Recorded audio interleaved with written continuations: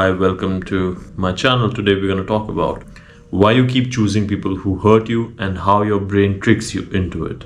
Picture this. A girl sits in a cafe with a hand tightly wrapped around a cup, eyes tired in a way that only emotional exhaustion would create. Now across from her is a friend, saying the same sentence she's been repeating for the past 3 years. Why do you keep going back to him? I don't know. He's not good for me, but I can't stop myself. And the tragic part, she genuinely believes she doesn't know.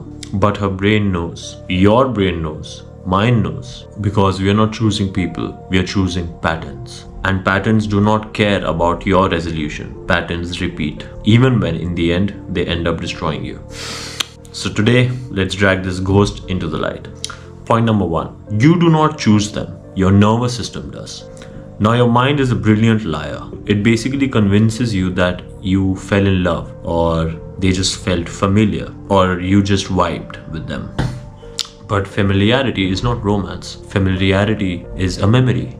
You keep choosing people who hurt you because your nervous system is basically addicted to what it already knows. If chaos is what you grew up with, stability might feel boring. Predictable love feels fake if love was unpredictable to you in the past.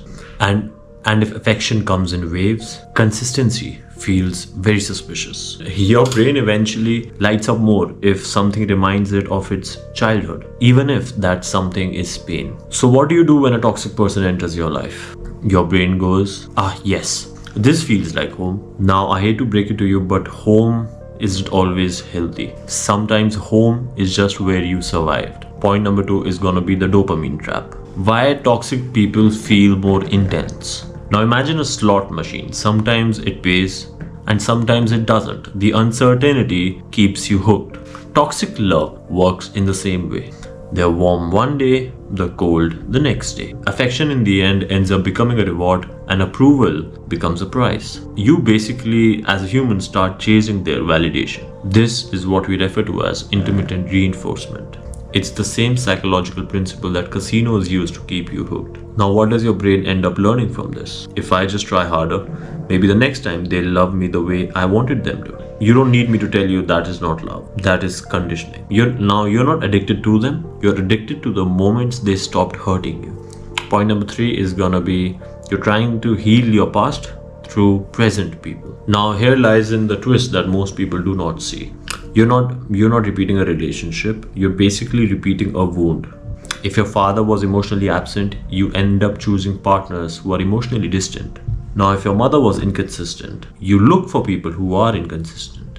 If your childhood made you feel not enough, you choose adults who confirm it. The subconscious mind loves unfinished stories all the time. It basically keeps on trying to recreate situations where it can finally win, finally be chosen, finally be loved the way it wanted to be loved. Now again, you're not attracted to the toxicity, you're attracted to the fantasy of fixing it. But you aren't healing the wound here, you're reopening it. That is all that's happening again and again and again and again. Point number 4 is gonna be some people feel safe because you don't feel safe in yourself. Here's a painful truth. If you as a person do not feel worthy, your brain will not let you choose someone who thinks you are. A healthy person will end up making you uncomfortable in your own skin. Not because they're wrong, but because they end up treating you better than you treat yourself. Toxic people do not challenge your self-esteem. They match it.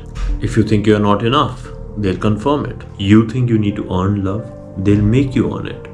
You think love is inconsistent? These people embody inconsistency. And the brain in the end ends up whispering, yeah, this feels right. Not because it is, but because it matches your internal script. Point number 5 is gonna be the real trick behind how your brain confuses chemistry with destiny. Chemistry is not destiny. Chemistry is not compatibility. Chemistry is basically a nervous system recognizing a behavioral pattern.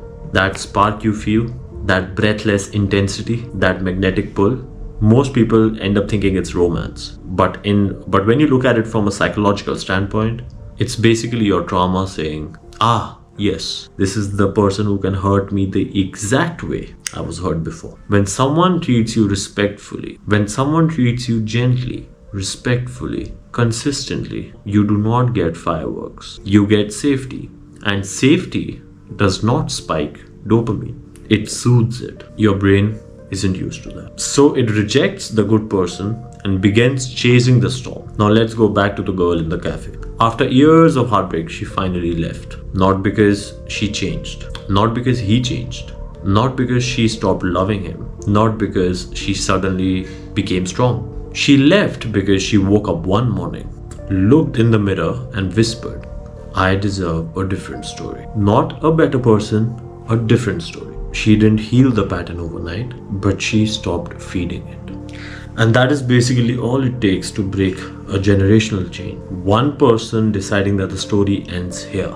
Now look, if you keep choosing people who've hurt you, it doesn't mean that you're weak. It just means that your brain has been running the same script from years ago. But here's the truth. Scripts can be rewritten. Patterns can be broken. Traumas can be unlearned. It starts with choosing someone new, someone unfamiliar, someone stable, someone who's kind, even if it scares you, especially if it scares you. Because sometimes the right person isn't the person who gives you butterflies.